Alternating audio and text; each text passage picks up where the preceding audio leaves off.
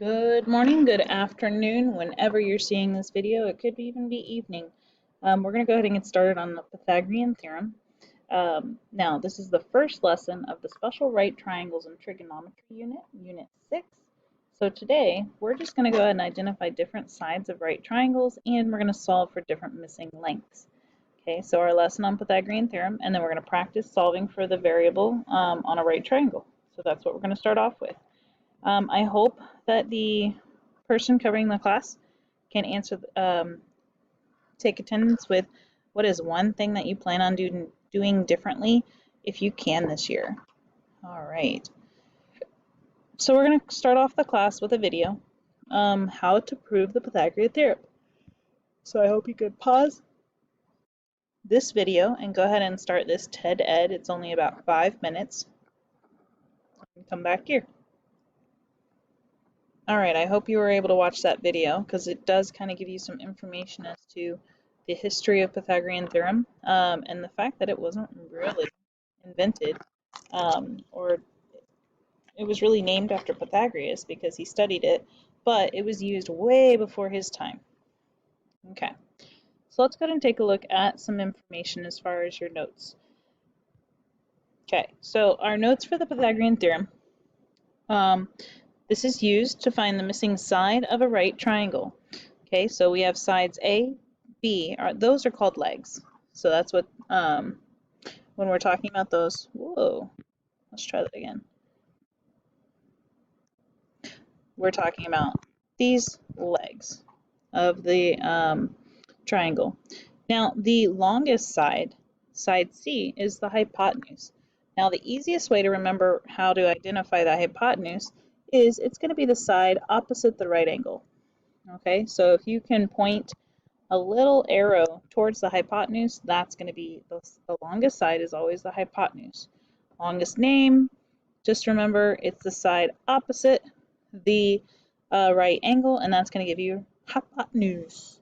All right, so for any right triangle, that's the equation that we're going to use is a squared plus b squared equals c squared. So please go ahead and pause this video if you're still writing this down. Okay, and then you can go ahead and press play when you're ready to move on. Example 1. So for example 1, we know that we're going to use the Pythagorean theorem. A squared plus b squared equals c squared. That's going to be our equation. We need to find the value of x. We're going to round each number to the nearest tenth. That's 1 decimal place. And then we're going to label the sides first, and then set up your formula and solve for the missing side lengths. Okay, students struggle with this all the time. They struggle with the fact that, why do I have to label stuff? So I made it easy. There's a drag and drop. I already dragged these because on the whiteboard it doesn't allow me to do that. Okay, so this is a leg length here and a leg length for 8. Okay, hypotenuse is always the longest length. And it's the first one you should label all the time. I don't know why I started with legs. Okay, but hypotenuse is always going to be the longest leg opposite the right angle. So when I set that up, C represents that hypotenuse. All right, so we're going to start off with a squared plus b squared. So this is a, b, c. Your legs always go together. And your c, which is your hypotenuse, stays on the other side of the equal sign. So that's going to become x squared. Now the next step we're going to do is we're going to go ahead and square those values. So x squared is going to give me 64 plus 13 times 13 is 169 equals x squared. Add those two values together, that gives me 233 equals x squared. Now we need to solve for x. Now when I'm solving for x, I need to isolate it. And the way to do that is I'm going to go ahead and take the inverse of x squared. So that's going to be the square root is the inverse of a square. So I need to find the square root of 233. And that's going to give me 15.264. Now, because we're rounding to the nearest tenth, we need to look at the number behind the tenth. That's going to tell me that it needs to round up. So that 2 is now going to become a 3, so it's going to end up being 15.3. All right, so that's the answer for the hypotenuse. Now notice you always have the longest leg is going to be the hypotenuse. If you end up with 5 as your answer, okay, you need to realize logically that does not make sense for this equation or this triangle, okay, because this has to be the longest leg and the two shorter legs have to be smaller than 15 or 5. All right, so that's going to be example 1. Now what we're going to do is, so that was solving for a hypotenuse. We're going to do a we do problem, okay? And I would really actually like you to pause it and work on this one on your own and see what you end up with, and then check your answer with mine. Hope you're using pencil. All right. So I hope you had a chance to go ahead and work that one out. Let's go ahead and set it up. First step, label your hypotenuse. That's the length opposite the right angle, and it's your longest side. And the other two are going to be your leg lengths. So now what we're going to do, always write down a squared plus b squared equals c squared. These are the legs. This is the hypotenuse. Okay, so what we're going to do is fill it in. So we have 7 squared plus x squared equals 9 squared. 7 squared is 49 plus x squared, which equals 81. All right, now next step is we need to go ahead and isolate x. Before we take the square root of both sides, we need to go ahead and subtract 49. So 81 minus 49 is going to give us 32 equals x squared. Next step, square root both sides. Square root of 32 is going to give us 5.7. Because I had to round one decimal up, it was really 5.65, but because of the 5, that's going to tell the 6 to round up. All right, so x equals 5.7. Okay, and that's going to be our leg length.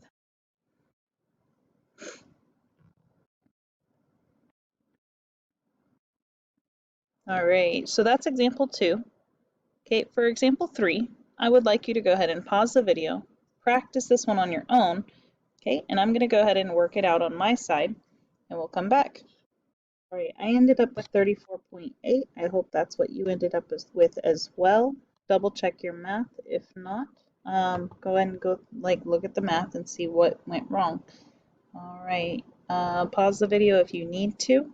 Otherwise, let's go ahead and move on. Example 4, another you do problem. So I'm going to have you do this one, and I'm going to pause the video. When you're ready to move on, okay, go ahead and press play, and you're going to see it all worked out and the answer to double check your math. Right, I received an answer of 23.8, and how I got that, the answer really is, whoops, didn't mean to erase that there, 23.778, but that 7 is going to allow the first 7 in the 10th place to round up to 8. Okay, so go ahead and take a look at the math if you need to. Otherwise, let's go ahead and keep on moving. So the challenge problem for number 1 and 2. Okay, I'm going to have you do this on your own, and then I'm going to explain kind of where the hidden steps are possibly. But you are just finding the x value, which is right here, and right here, which happens to be the height of both of those figures. All right, I'm going to go ahead and pause it, set it up, and then explain here in a moment. Okay, so here are the answers. So we have 9.3 and 18.7. Now for this first problem, and I'm going to change the color just so I can highlight kind of things where we need in order to get a right triangle. I went ahead and put a vertical line, and I dropped it down so that I would have a vertical line for this triangle. Notice how we have a 5 here. That tells us from here to here, it's 5. Now the entire distance from this side length to the polygon is 18. But if I subtract 5, that would give me 13 for the length of the triangle here, of this trapezoid. All right, so I ended up finding 13. They gave me 16, and I still had to find the height, which was x. Now I have enough information to set it up in the Pythagorean theorem a squared plus b squared equals c squared. So a and b are our leg lengths, x and 13. And then we also have 16 as our hypotenuse. All right, so that is for the first one. For the second one is a little trickier, but not by much. So we know the entire distance.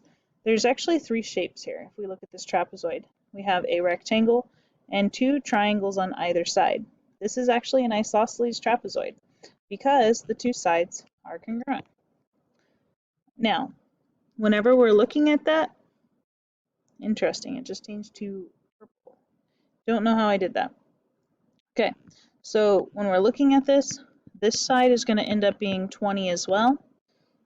So if I know that that hypotenuse is 20, this is the height, we need to find one of those leg lengths. Okay, so we know the entire distance is 26, but on the base of this trapezoid it's 40. So if we take 40 and we subtract 26, we'd be left with 14, where these two triangles are congruent. So we would end up having 7 on either leg length of these small triangles. So we can set up our Pythagorean theorem. A squared plus b squared equals c squared. The two leg lengths are 7 and x, and then our hypotenuse is 20. Solve it out. We end up with 18.7. All right, so let's go ahead and take a look at some word problems. So application problem 1. A painter leans a 16-foot tall ladder against a house. So when we're looking at that, that's particularly this part right here. So he's leaning his ladder up against the house, and it's 16 feet tall.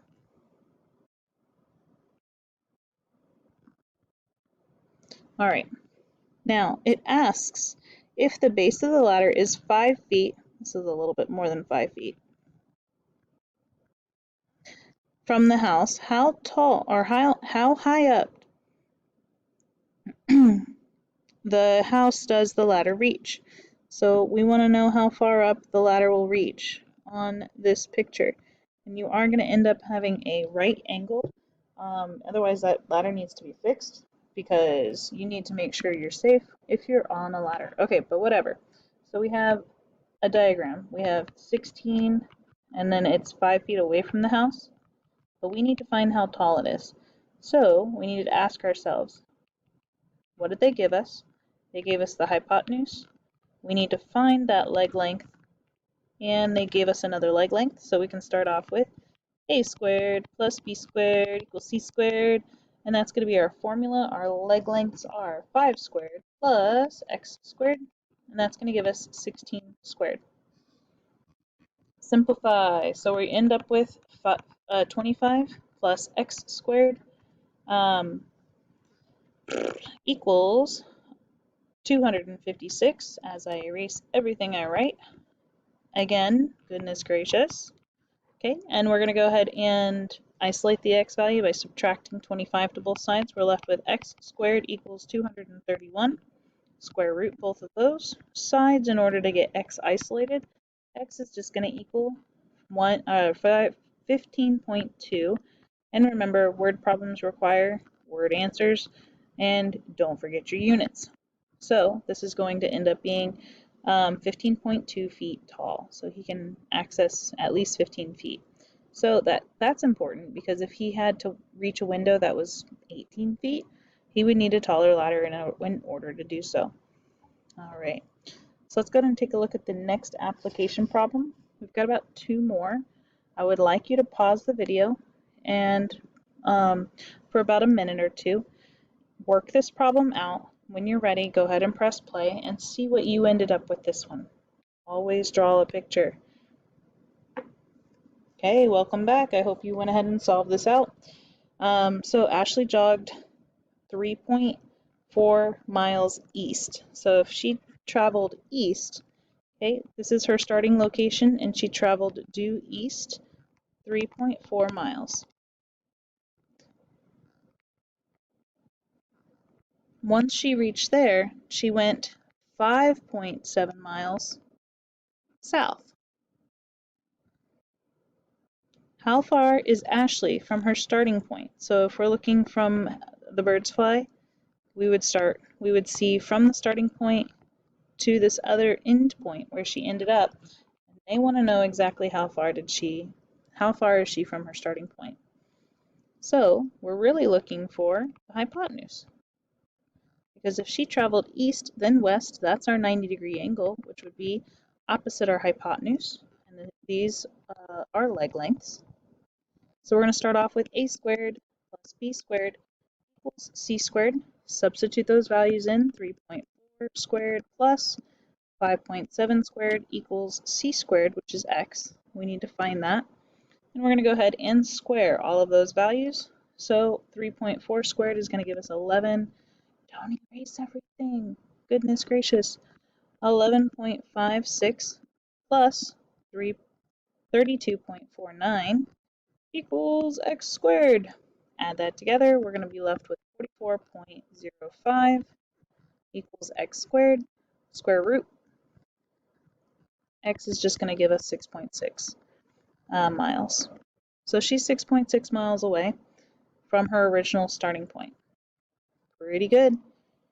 So that way she can determine whether or not, hey, do I want to go 6.6 miles or do I want to backtrack and go back the other way? But ultimately, if you add these two sides together, they are going to be longer than the hypotenuse. So the hypotenuse is always going to be shorter than the sum of the two other sides. Because if we were to add that right there, it's already 8. So it's going to end up being 9.1 miles versus going the 6.6 back to her original starting point. So if she's really dying by the end of this, she should go ahead and cut across and run the hypotenuse of that triangle that she created, because it's a lot shorter than going back the way she came. Real world. Okay, let's go ahead and take a look at the application problem number 3. For this one, I really do want you to go ahead and pause the video, just like all the others. Not that it's going to be different, but I'm going to work it out and then show you the answer. All right, did you end up with 32.1 feet? Because I did. And if not, you need to go ahead and double check your math. Okay, so if you're good, go ahead and exit out of this video. If not, I'm going to explain this problem. So when we start off, we have 35-foot wire. So that's going to be from the ground all the way to the top of the flagpole. And it's secured to the top of the flagpole and the stake in the ground. Now, if the stake, so we've got this little stake right here holding this flag with the wire, is 14 feet from the base of the flagpole. So that's 14 feet from the stake to that base. And we're asking ourselves, how tall is the flagpole? And that's going to be our x value. So in our first step, go ahead and identify the hypotenuse. Then we have 2 leg lengths. So we're going to end up having the leg lengths plus added together, the sum of the leg lengths. The sum of the square of the leg lengths added together equals the square of the hypotenuse. So we end up with 14 squared plus x squared equals 35 squared. And then you just solve for x. Have a wonderful day, and I hope to see you soon.